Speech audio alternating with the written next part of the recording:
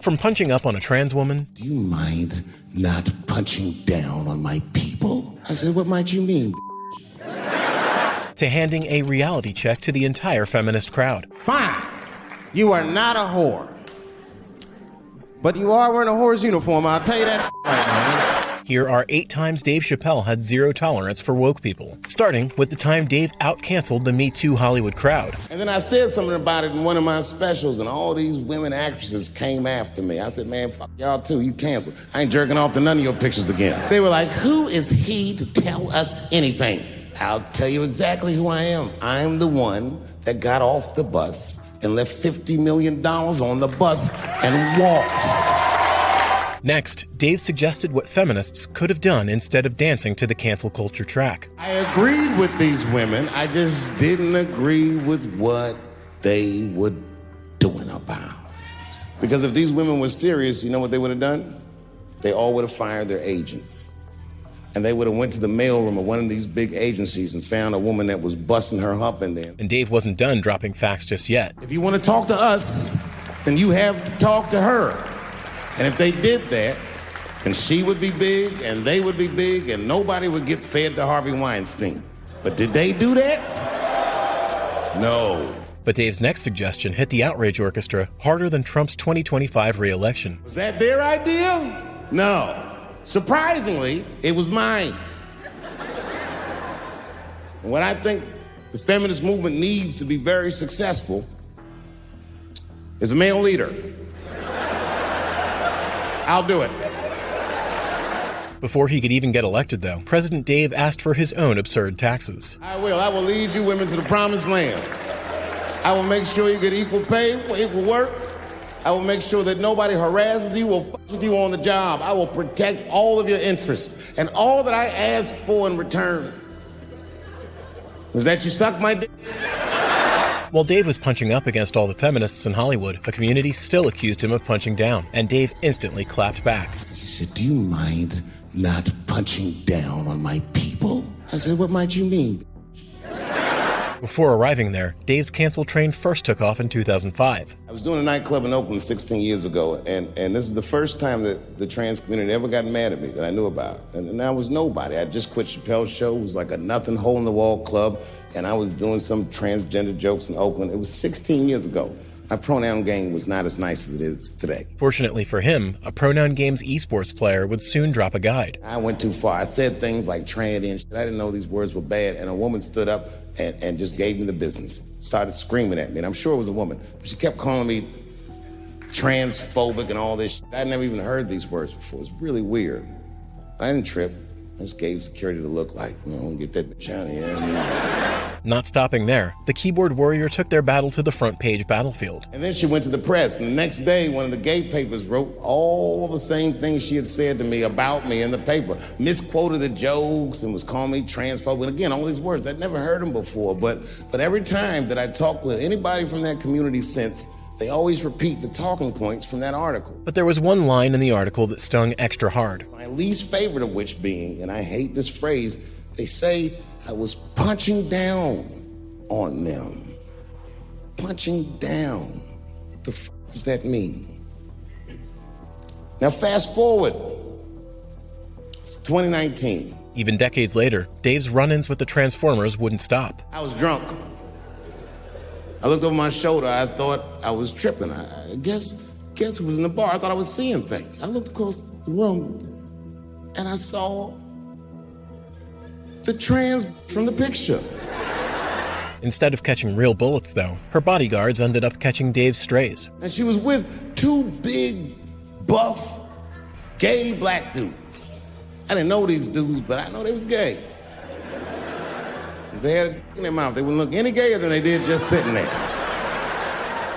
They had 1980s gay face. But as the cancel cultists started quoting headlines, Dave quoted Bible verses for her burial instead. She said, do you mind not punching down on my people? Oh, I don't like that.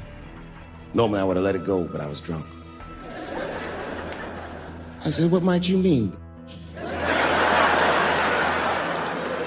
I was careful to call her a bitch because I didn't want to blow her cover. As it turned out, the woman had not only borrowed her gender, but also her dislines. She was loud, she was proud.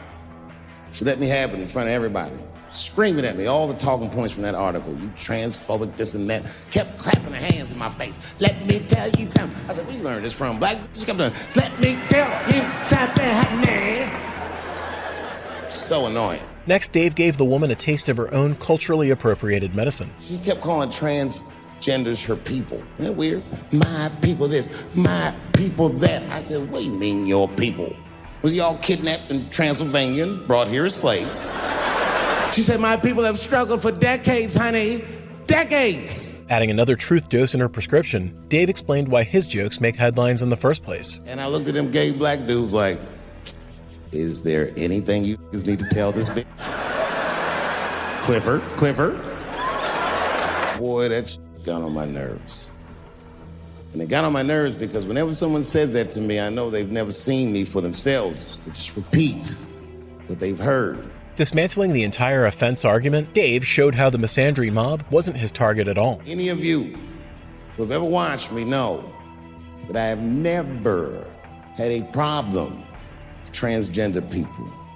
If you listen to what I'm saying, clearly, my problem has always been with white people. Finishing up, Dave shared the only barrier protecting the white populace from his destruction. I have been arguing with the whites my entire career.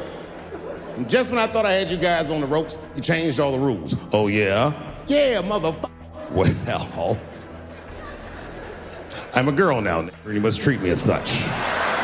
While white people can protect themselves with their instant transformation, the same can't be said for Paula Deen, who got deep fried by her own chef team. That Paula Deen, remember Paula Deen got fired from the Food Network?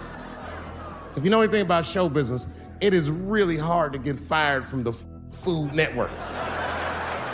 And they dropped that bitch like a hot potato. All because she called somebody an N-word 30 years before she had a show. And even though Dave's enemy was in the opposing kitchen, Game recognized Game. I don't know who she said it to, but whoever it was just looking at her like, I'm gonna get you for this.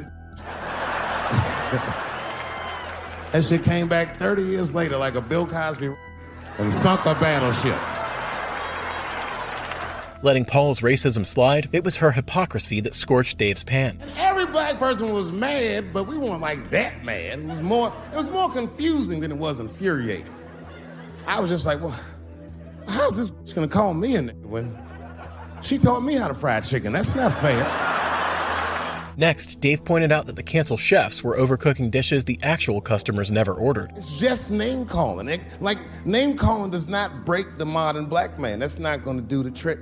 I don't give a fuck about that. Like, if I went to Kentucky Fried Chicken and for some reason everyone behind the counter had a Ku Klux Klan hood on top of their head, what do you think I'm gonna do in this day and age? Before serving dessert, Dave gave a tiki torch demonstration on keeping priorities straight. Right now, Kentucky Fried Chicken? Not if I'm hungry. I'll go straight to the front. Hey, man, let me get a 2-piece. I don't give a what he says. You want a biscuit with that? I thought it came with a biscuit. What's all this attitude? While Dave didn't care about woke nonsense, he encountered someone who cared too much about her forward fashion until Dave set her wardrobe on fire. Just because I'm dressed this way does not make me a whore. Fine. You are not a whore. But you are wearing a whore's uniform, I'll tell you that right now. Dave's Friday night began with a boys' night out at the nearby club. Like a guy be out, just having a lot of guys. You be out at club, bar, right? You're just kicking with your boys, and a girl walks by, and man, she looks good. She looks good. Not good in that classical way. I mean, you know, I'm talking good, like she got half her ass hanging out her skirt. And for women like these, Dave had the most interesting riz on the planet. You got a couple drinks in you, and you see a girl, you might try to talk to her. This might not come out right. I don't know what you say, but damn, look at them titties! The girl gets mad at you. Wait a minute. What the woman said next, however, was where the woke 19 pandemic started. Just because I'm dressed this way does not make me a whore. Which is true. Gentlemen, that is true. Just because they dress a certain way doesn't mean they are a certain way. But leave it to Dave to have the common sense vaccine ready. But ladies, you must understand that is fucking confusing. Just is.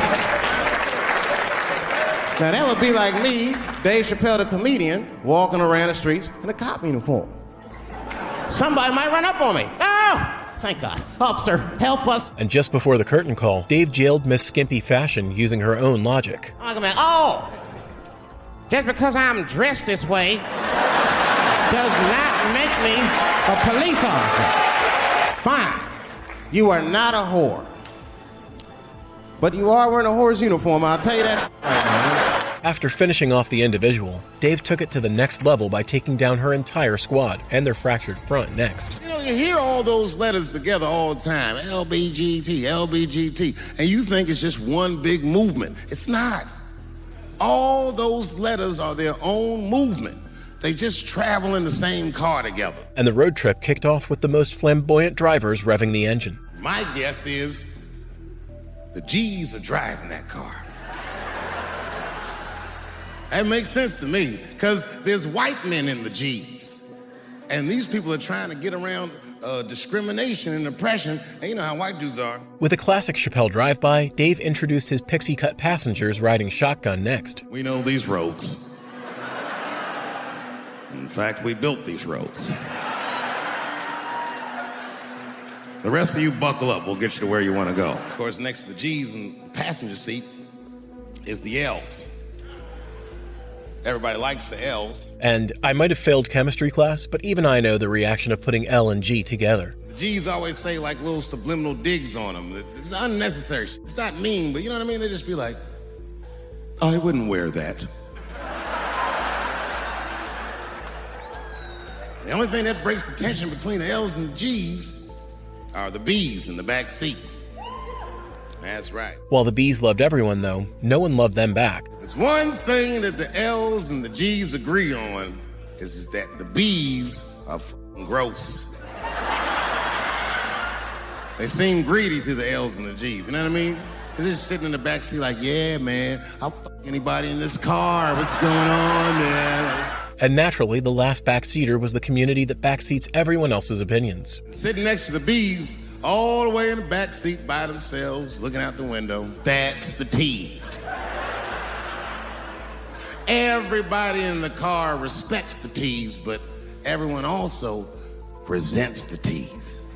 It's not the T's' fault. That said, Dave didn't even need to roast the T's, because the other alphabets were doing the road rage for him. But everyone in the car just feels like the T's are making the trip take longer. Anything the T's say gets on everybody's nerves. And then the T's don't even say anything bad. They just be in the back talking to themselves. I'm hot. Shut up! Shut the up, okay? But the in-car shout-out only ramped up as the journey went on. What? Just said I was hot. Can you pull over at the next exit? I need to use the restroom. There is not a restroom for you for 4 states. Will you just shut the fuck up so we can get where we're going? And the alphabet car turned from a 4-seater into a 5-seater after finding another letter on the road. And just when that car can't get any more tense, the Q's are a hitchhiker that they pick up on the road. Some white dude in booty shorts is walking down the freeway. G's see him. That guy might be one of us. Hey, are you okay? You need some help? Nailing the communal vibe of the last community, Dave just needed his punchlines to send them all up in flames. And he come over there with them booty shorts leaning on the window. Hey, what's going on, fellas? Yeah, I don't really know where I'm going. I don't know if I'm gay or I'm straight or whatever. All I know for sure is that I really want to get in this car.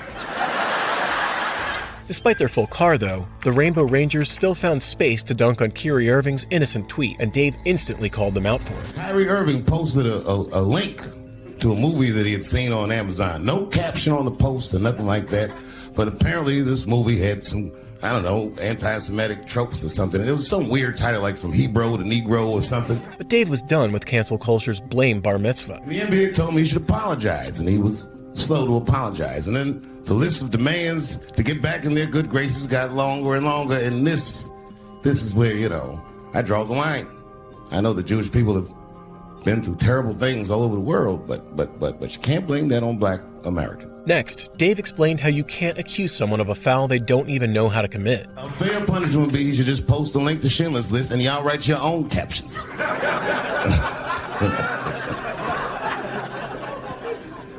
Kyrie Irving's black ass was nowhere near the Holocaust.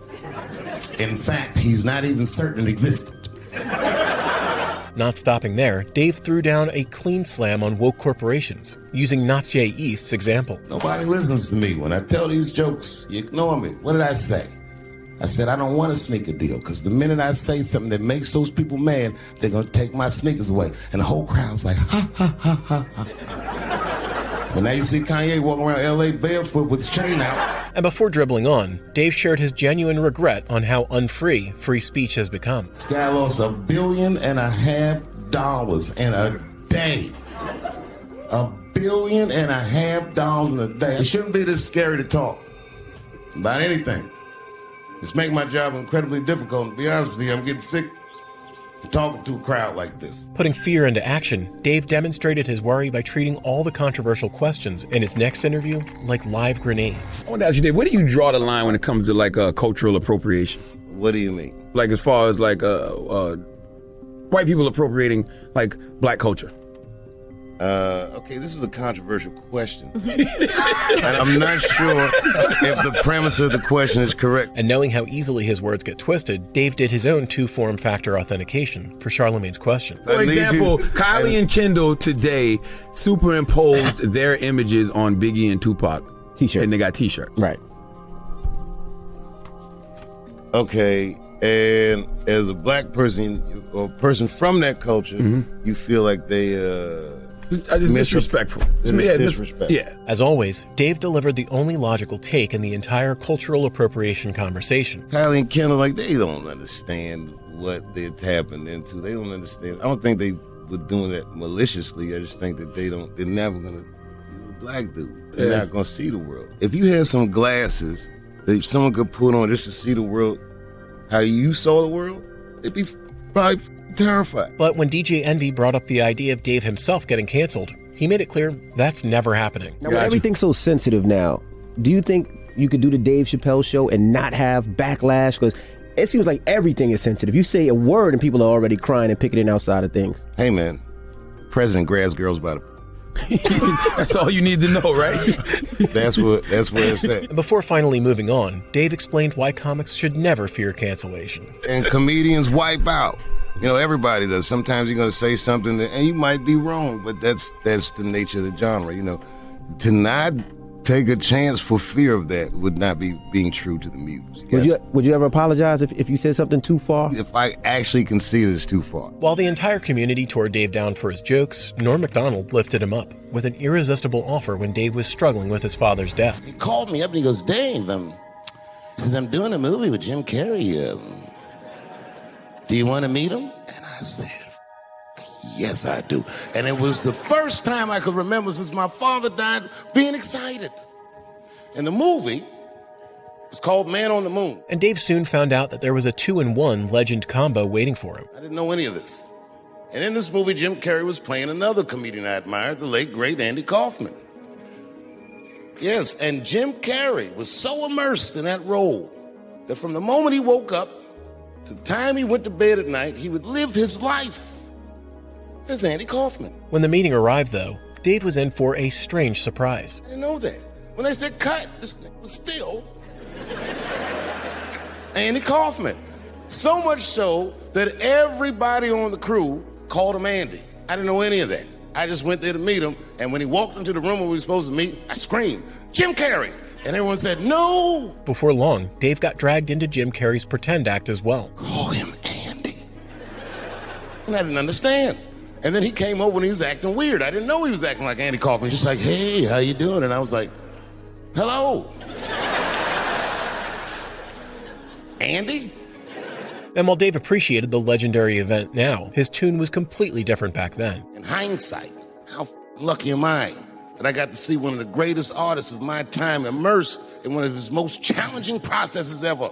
Very lucky to have seen that. But as it was happening, I was very disappointed.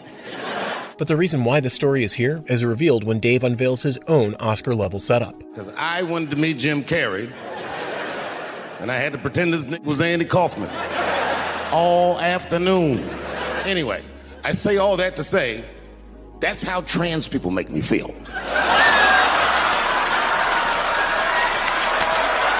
Proving that Dave can craft comedy poetry just to get the last laugh on woke people.